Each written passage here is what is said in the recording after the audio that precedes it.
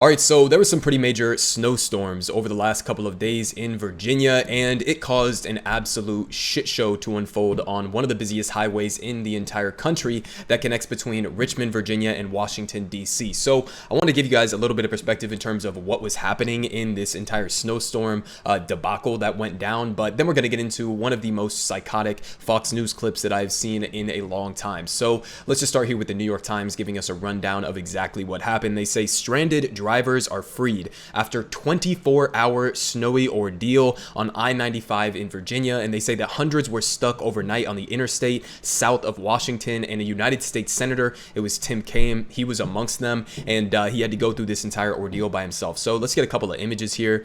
You can see, we got tons of cars, tons of trucks that are stuck on the road. They are slipping, they are sliding around all over the fucking place. We had people who were out there trying to walk their dogs and stuff on the road. You could see there. So again, just an absolute shit show. And they give a little bit more details here in terms of how this actually happened and how much was affected by this. But they say emergency crews on Tuesday afternoon freed the last of hundreds of drivers stranded by a snowstorm on Interstate 95 in Virginia after more than 24 shivering hours of watching gas gauges drop, rationing food and water, and holding out for any kind of help. So does this sound like anything other than a failed state? This is ridiculous. We're talking about hundreds of people, if not more, that were stuck on this one highway lane, basically, or this one stretch of highway between Richmond and Washington, D.C. And you can get a picture of it right here in terms of how far this actually went. This is like, as they were saying, tens and tens of miles of highway that was just at complete standstill for many people. It was like literally over a 24-hour period where you're just relying on the heat that you have from the gas that's left in your tank in your car. As you're sitting in the highway, you're having to turn your engine on and off to try to preserve some of that gas. You don't have any access to reliable food or water. Again, some people were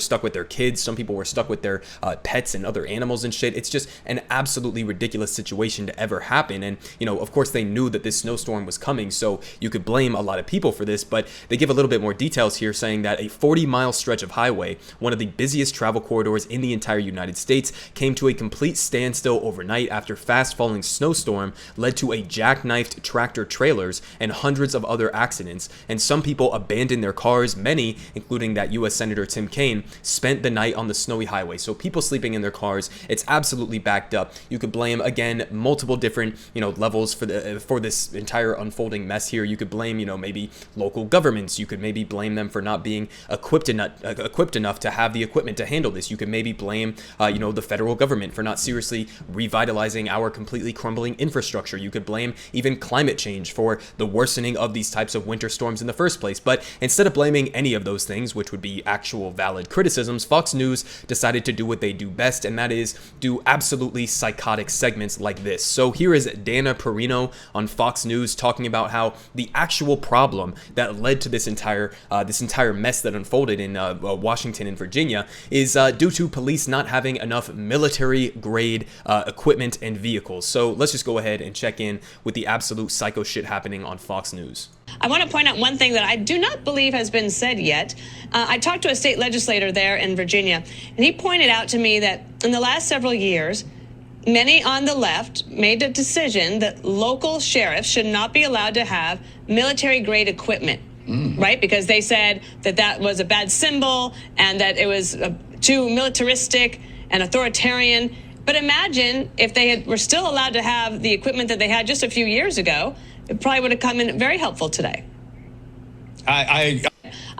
Yeah, so that's what they were missing, is police having military-grade weapons and vehicles and equipment here, I guess, is the argument. Well, first of all, okay, there hasn't been this massive reduction in military equipment that has been given to these police departments, okay? That's just a completely fabricated narrative. You see here, this is from way back in June of 2020, but police acquisition of military surplus equipment soars as critics decry militarization of law enforcement. So this is all part of this 1033 program, which is basically just this program that was set in place. I think it was signed into law under Bill Clinton, and then it was really beefed up under George W. Bush. But this 1033 program basically lets the Pentagon siphon down some of their former or decommissioned or basically, gigantic fucking trucks and RPGs and other military weapons and equipment that they don't need anymore down to police departments. And these police departments are, again, supposed to be, enforcing the law. They're supposed to be protecting and serving communities. Why the fuck would they ever need this ridiculous military grade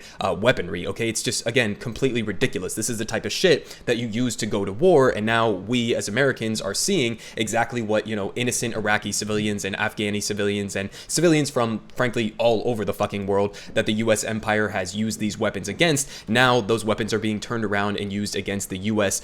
Domestic population here. And so it's just a completely ridiculous program. Biden needs to scrap the 1033 program. At least he could sign an executive order pausing the transfer of military grade weapons to police departments. I think that's like the bare minimum here. But again, what is she even saying here? I mean, what the fuck is the actual point she's trying to make? She's trying to say what? An AC-130 or, an attack helicopter should have swooped in and like blasted some of the jackknife trucks that were standing in the way of the movement of this traffic. I mean, like, what is the actual argument here that increased transfer of military grade weapons and equipment to these police departments? How would that actually have solved anything here? It just wouldn't. But again, there are many different things that you could have done to actually prepare for this situation. You could have had, local politicians more aggressively preparing people, maybe try to do a temporary shutdown so that people aren't trying to go to work in these ridiculous conditions so that they wouldn't have gotten stuck in the first place. You could blame, again, our crumbling infrastructure for this entire mess. You could blame climate change again and advocate for taking actual substantive action on addressing climate change so that these types of storms